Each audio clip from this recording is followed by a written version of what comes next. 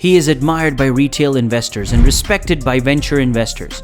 But these days, almost everyone who writes checks is paying attention to Chamath Palihapitiya, whose star has been rising since the beginning of his career. Isn't getting investment advice from Chamath Palihapitiya for 2022 it's the finest advice you could get? Will the market crash?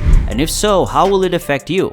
Hey folks, welcome back to the channel. In today's video, we're going to explain why Chamath Palihapitiya thinks markets are going to crash, his take on this, and how it will affect the investors. Before we get into the video, don't forget to drop a like on this video and subscribe to the channel if you haven't already. Make sure that the post notifications are turned on so that you never miss a video from us. Without further ado, let's dive in.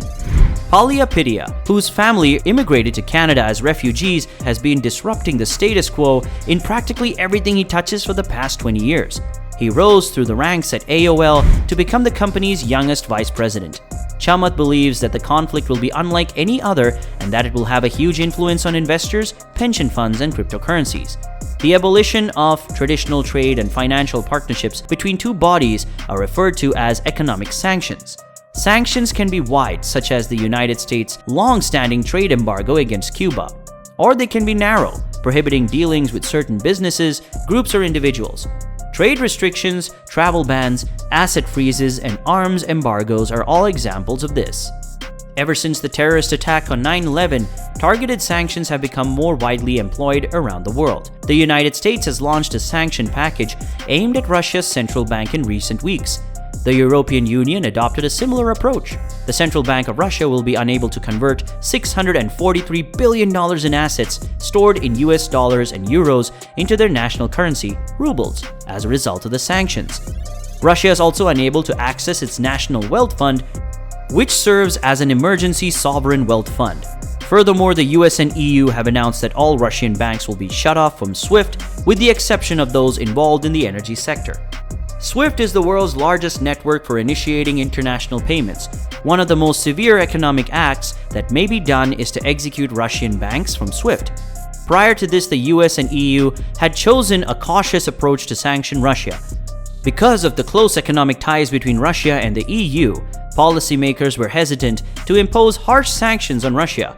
However, in this fast-moving conflict, a complete ban on SWIFT transactions for Russian banks now appears to be a possibility.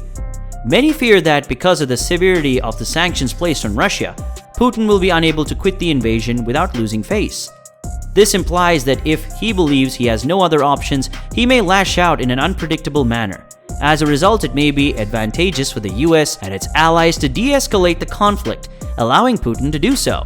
This is also known as detente, and that means that the West and Russia may reach an agreement and end the war.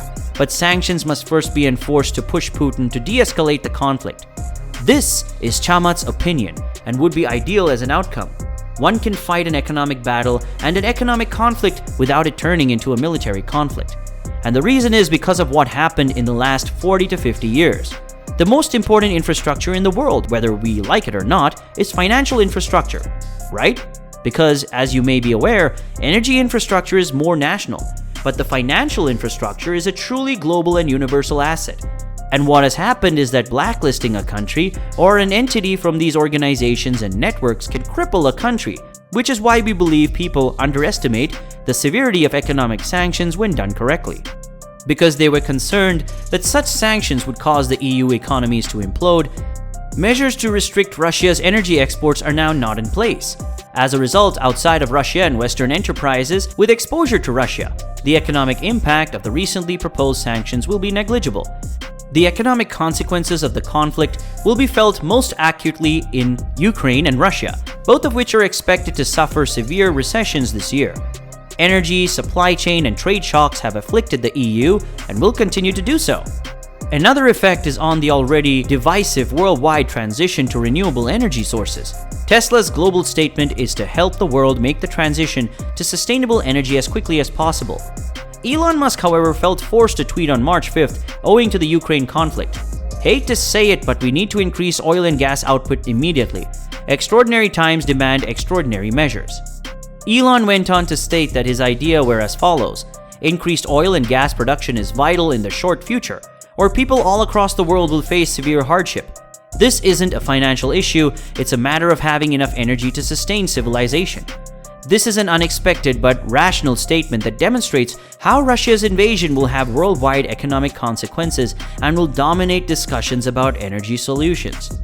Chamath talked about how war has had a good impact on the crypto market and the US dollar, according to him. Conventional wisdom is that the war in Ukraine is the crypto boon we've all been waiting for, and that the US dollar is on its last legs. But in reality, Bitcoin and the US dollar are both winning right now. When Bitcoin falls, other cryptos fall more. When US assets fall, other non-US denominated assets and currencies get smoked. Bitcoin originally soared following the invasion, but by the time Chamath's tweet was posted, it had returned to pre-invasion levels and was continuing to decline. When it comes to assets denominated in US dollars, Chamath is referencing the dollar's resilience. Foreign exchange reserves are made up of cash in foreign currencies and interest-bearing government bonds. These interest payments are made in the foreign currency of the borrower. Government bonds in the United States, for example, pay interest in dollars, but government bonds in Europe pay interest in euros.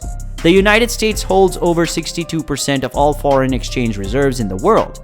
Because the US dollar is the world's reserve currency, it's used in the great majority of international transactions. Even when the US is not a party to the transaction, the US dollar is also used in the majority of commodity markets. Because the US government backs the dollar, it is regarded as a reserve currency around the world. It is also reasonably stable, so trading partners don't have to worry about the value of their payments shifting substantially. Holders of US government bonds will likewise have the minimal danger of the US government defaulting on bond interest payments. To put this into perspective, US dollars account for 58% of all international bank loans. That is not the case with Russian national money. In the long run, however, the Ukraine war will prove to be a huge and net beneficial event for crypto adoption and market explosion. Chamath believes that if the war causes a recession within the next year, it will be bullish for crypto and growth stocks, since the Federal Reserve will most likely need to modify the policy to impose a more accommodative monetary path. Chamath feels that the possibility of a US recession is increasing. If asked about the possibility of pension funds losing value due to losses in the market value of Russian enterprises, Chamath said that he does not see this as a problem.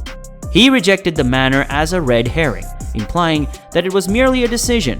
The reason it's a red herring is that the global total market cap of all of these businesses is meaningfully different than the amount of total capex that these guys represent. And in as much as you are going to take the equity values of certain of these companies to zero, it's in the grand scheme of things not that much equity value. In the last 2 years, we learned what governments are willing to do when you have supply shocks and demand shocks. And what they do is they turn on the money printer and they create enormous amounts of stimulus. Quantitative easing, or QE, is the term used nowadays. It's what Robert Kiyosaki referred to as creating money out of thin air. The central bank accomplishes this by purchasing long-term securities from banks and placing them on the asset side of their balance sheet while creating liabilities on the debit side of the equation. As a result, banks are able to lend money to consumers and investors. We're at the beginning of the beginning. Despite the fact that Chamath believes we're in a tough spot, he sees a way out. What do you think about all this? Do let us know in the comments section below because we'd love to hear from you all. Also consider subscribing to our channel for more related content like this, and turn on post notifications so you don't miss out on any other future uploads. That's all for today, guys. We hope you enjoyed this video, and if you did, make sure you smash that like button, and we'll meet again in the very next one.